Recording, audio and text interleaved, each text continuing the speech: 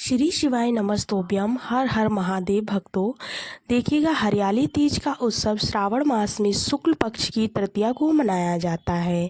यह उत्सव महिलाओं का उत्सव होता है।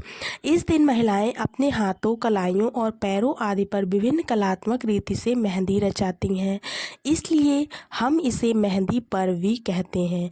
कुछ जगह पर इसको मेहंदी पर्व भी कहा जाता है। यहाँ पर वृद्ध महिलाओं से आशीर्वाद लेने की भी एक बहुत पुरानी परंपरा चली आ रही है। कहा जाता है कि इस दिन माता पार्वती सैकड़ों वर्षों की साधना के पश्चात भगवान शिव से मिली थी।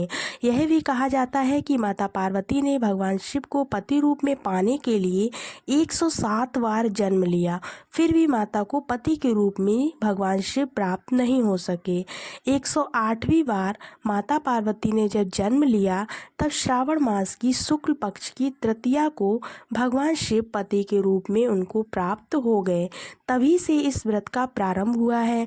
इस अवसर पर जो सुहागन महिलाएं 16 श्रृंगार करके शिव पार्वती की पूजा करती हैं, उनका सुहाग लंबी अवधि तक बना रहता है।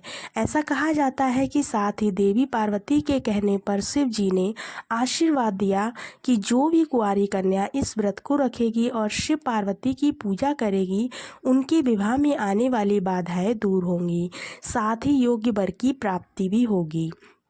सुहागन स्त्रियों को इस व्रत के सौभाग्य की प्राप्ति होती है और लंबे समय तक पति के साथ वैवाहिक जीवन का सुख भी प्राप्त होता है। इसीलिए कुंवारी और सुहागन दोनों प्रकार के महिलाओं और बहनों को इस व्रत को ज़रूर करना चाहिए और व्रत रखती भी है लोग। हरियाली तीज का जो उत्सव है वो भारत के अनेक भागों में मनाया जाता है, परंतु हमारे यहाँ इसका बहुत ही ज़्यादा महत्व हो गया है। इस दिन हमारे यहाँ पकवान बनते हैं, मिष्ठान बनते हैं, विवाहित पुत्री के घर सिंधारे के रूप में दिए जाते हैं। यह पकवान फिर पूरे श्रावण मास खाए जाते हैं। तीज पर विशेष रूप से पकवान में भगवान उमा शंकर को भोग में चढ़ाए जाते हैं, जो भगवान शिव को प्रिय खीर और मालपुए बनाए जाते हैं।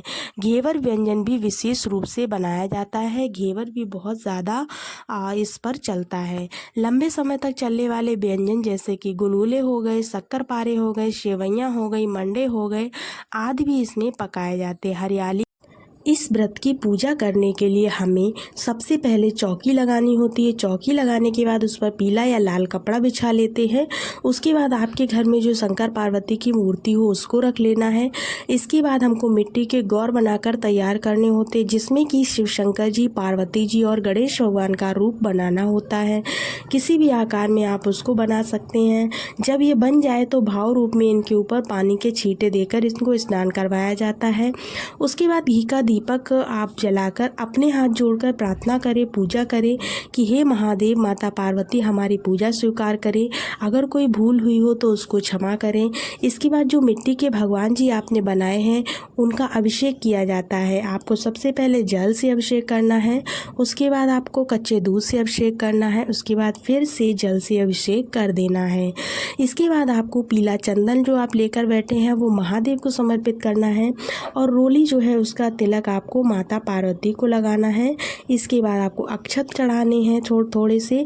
वस्त्र के स्वरूप में आप उनको कलावा पहना सकते हैं। फूल चढ़ाइएगा, बेलपत्र, भांग, धतूरा जो भगवान शिव को बहुत ज़्यादा प्रिय हैं, इनको भी ज़रूर समर्पित कीजिएगा। माता को चुनरी पहनाइएगा। फिर जो श्रृंगार का सामान आप लेकर बैठे हैं उस श्रृंगार के सामान, जो 16 श्रृंगार आप करते हैं वही 16 श्रृंगार आपको दान भी करना चाहिए। तो वो माता को समर्पित करना है। उसमें से थोड़ा थोड़ा सा निकाल कर माता को लगा देना है। साड़ी या सूट भी आप इसमें रख सकते हैं। भोग में आप मिठाई भी रख सकते हैं, घेवर भी रख सकते हैं, कोई ऋतु फल हो वो रख लीजिए और जल रख लीजिए। दक्षिणा इसमें जानबूझकर चढ़ानी है, दक्षिणा को बिल्कुल भी नहीं भूलना है।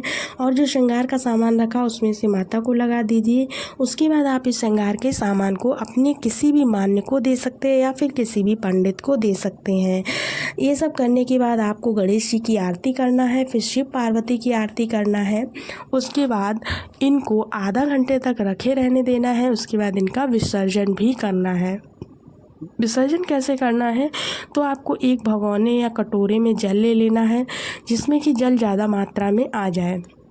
जल लेने के बाद उसमें आपको शंकर जी जो बनाए हैं आपने, पार्वती जी जो बनाई हैं और गणेश जी, तीनों को उसमें प्रवाहित करना है। उसके बाद आपको उस जल में जो भी सामग्री आपने चढ़ाई थी वो सारी उसी में डाल देनी है। जैसे बेलपत्र हो गया, धतूरा हो गया, फूल हो गए, ये सब उसी में समर्पित कर देना है। इसके बाद उस जल को आप किसी भी गमले में डाल सकते हैं, या फिर आपके आसपास कोई नदी, तालाब, कुआं, बावड़ी हो तो आप वहाँ पर जाकर उसको प्रवाहित कर सकते हैं। उम्मीद है दोस्तों आज की वीडियो की सारी जानकारी आपको अच्छी लगी होगी। अगर वीडियो पसंद आया हो तो चैनल को लाइक, सब्सक्राइब और शेयर ज़रूर कीजिएगा। वीडियो को इतना शेयर कीजिए कि सभी के पास ये जानकारी पहुँच जाए। थैंक यू, धन्यवाद। मिलते हैं अगले वीडियो में, तब तक के लिए श्री शिवाय नमस्तोभ्याम। हर हर महादेव।